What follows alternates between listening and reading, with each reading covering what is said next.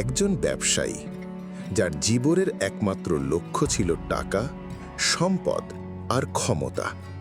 কিন্তু সেই লোভই তাকে টেনে নিল এমন এক মৃত্যুর দিকে যার রহস্য আজও মানুষকে ভাবিয়ে তোলে।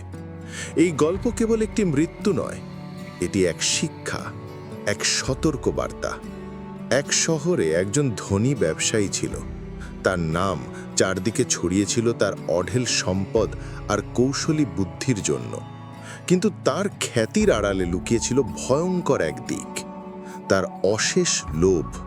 সে ব্যবসায়ীদের ঠকাত, কর্মচারীদের ঘামকে গ্রাস করত, এমনকি নিজের পরিবারকেও প্রতারণা করত অর্থের জন্য।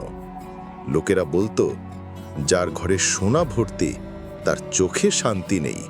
কিন্তু ব্যবসায়ী হাসত, শান্তি টাকা দিয়ে কেনা যায়।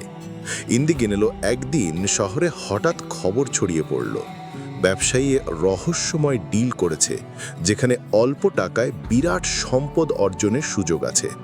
সে সবাইকে বলল, আমি এবার এমন কিছু পেতে যাচ্ছি যা আমাকে অমর করে তুলবে। কিন্তু আসলেই কি তাই ছিল? সেই রাতে ব্যবসায়ী একা বসে তার সিন্দুক গুনছিল। হঠাৎ দরজা কেঁপে উঠল, জানালায় অদ্ভুত ছায়া নড়ল। সে ভেবেছিল চোর এসেছে, কিন্তু চারদিকে কাউকে পাওয়া গেল না। তারপর কানে এলো ফিসফিস শব্দ, যা তুই জমাচ্ছিস সবই মাটির নিচে যাবে। ব্যবসায়ী ঘেমে উঠল, কে কে আছিস তুই? কিন্তু কোনো উত্তর নেই। হঠাৎ সিন্দুকের তালা নিজে থেকেই খুলে গেল। ভেতর থেকে সোনার কয়েনগুলো মাটিতে ছড়িয়ে পড়ল, আর প্রতিটি কয়েন যেন রক্তে ভিজে লাল হয়ে উঠল। পরদিন সকালে লোকেরা খবরে অবাক হয়ে গেল।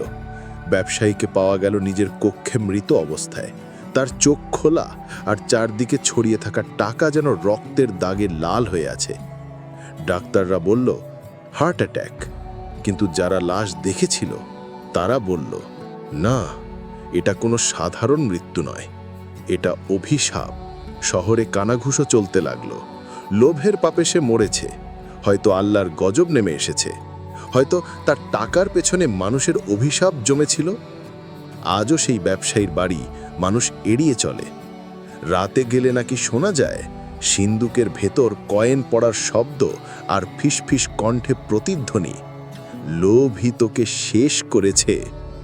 গল্পটি হয়তো কল্পনা, হয়তো বাস্তব থেকে নেয়া শিক্ষা, কিন্তু সত্যি হলো, লোভ কখনো পূর্ণতা দেয় না, বরং ধীরে ধীরে মানুষকে ধ্বংসের দিকে ঠেলে দেয়। বন্ধুরা, গল্পটি যদি তোমার ভালো লেগে থাকে তাহলে লাইক দাও, কমেন্টে তোমার মতামত জানাও, আর অবশ্যই আমাদের চ্যানেলটি সাবস্ক্রাইব করো, কারণ সামনে আসছে রহস্যময় শিক্ষণীয় গল্প।